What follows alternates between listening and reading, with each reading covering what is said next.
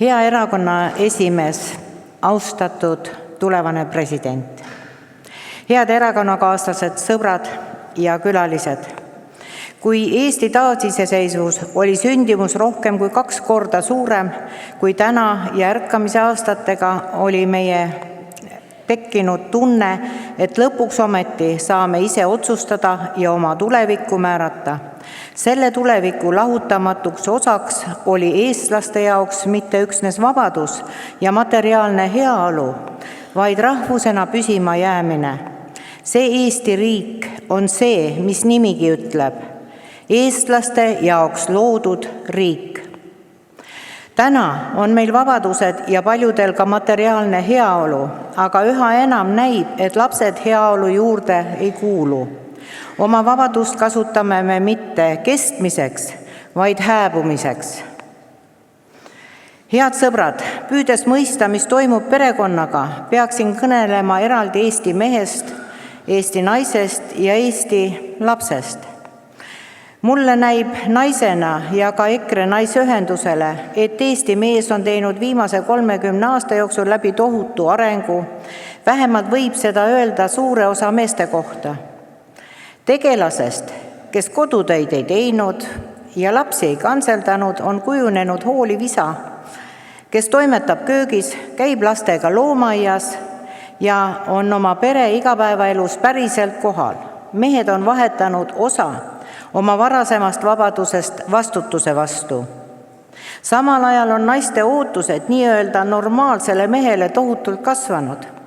Ühest küljest eeldatakse temalt ürgmehelike omaduste säilimist, teisalt aga uute rollide võimsat võtmist pereelus. Paljud on sellega ka toime tulnud, aga paljud mitte, sest latt on lihtsalt liiga kõrgele seatud. Sestap on meil palju mehi, kes ei saagi võimalust peret luua ja on ehk ibestunud. Edasi kõnelen ma Eesti naisest. Äsja võis lugeda ühest meediaväljaandest lugu noorest naisest, kes kuulutas uhkusega oma ilu, vabadust ja seda, et ta ei tunne praegu mingit soovi lapsi saada ega taha ohverdada oma praegust elu selle nimel, et täita mingit normi.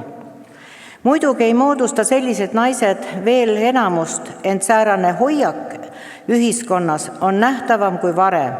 See ütleb, et vabadus tähendab ennekõike sõltumatust, mitte vastutust. See ütleb, et perekond on piirang, mitte võimalus. Ja see ütleb, et laps on loobumine, mitte elu jätkumine.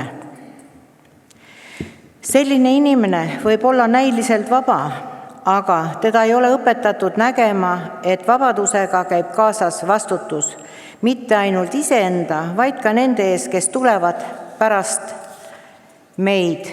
Sageli ei mõelda isegi sellele, mis saab, kui ollakse vana ja isiklik vabadus ei tähenda enam samu asju, mida see tähendas nooruses. Ja nüüd räägin ka Eesti lastest. Me kohtame tänavail ja aedades lapsi üha harvemini. Lapsed on muutunud omaette subkultuuriks, keda sõidutatakse hommikul lasteaeda või kooli, õhtul huviringidesse ja seejärel koju. Siis heal juhul õpitakse, seejärel võetakse nutiseade ja uinutakse koos sellega. Üha suurem osa vanematest leiab, et laste kasvatamine pole mitte vanemate, vaid riigi ja omavalitsuse mure. Laste jooksmist ja karjumist avalikus ruumis ei sallita, nad justkui ei kuulukski sinna.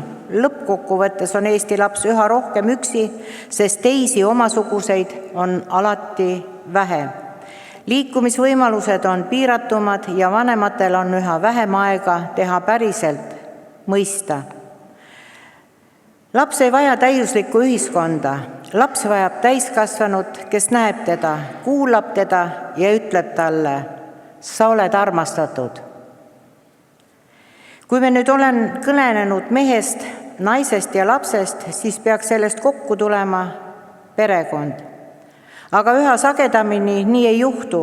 Ma näen palju mõistmatust, enesekesksust ja armastuse puudumist, mitte perekonda. Me ei saa loota üksnes neile peredele, kus see kõik juba on olemas, sest sellest jääb meie rahva kestmiseks lihtsalt väheks. Jah, me peame tegema palju rohkem. Me kõik Eesti peredel oleksid tingimused laste saamiseks oluliselt paremad, kui me kõik panustame. Aga neid tingimusi ei saa luua üksnes poliitikaga, vaid see on ka meie kõigi suhtumise küsimus. Kas me naeratame tänaval paterdavale 2-aastasele ja ütleme talle mõne toreda lahke sõna? Kas keegi aitab emal lapsevankri bussi tõsta? Kas me talume kohviku kõrvallauas kisavat beebit?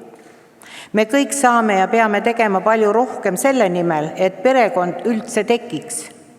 Eesti rahva kestmine pole 1 või 2 erakonna probleem, sestap on aeg leida erakondade üleseid vastuseid küsimusele, mida saame meie kõik sündimuse kasvatamiseks päriselt ära teha.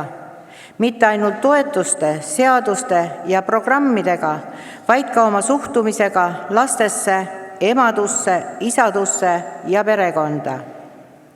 Me ei saa sundida kedagi armastama, me ei saa seadusega luua perekonda, aga me saame öelda, perekond pole üksnes vastutus, see teeb päriselt vabaks mitte üksnes mehe, naise ja nende lapse, vaid ka meie riigi. Tänud kuulamast, Eesti eest! Eesti eest!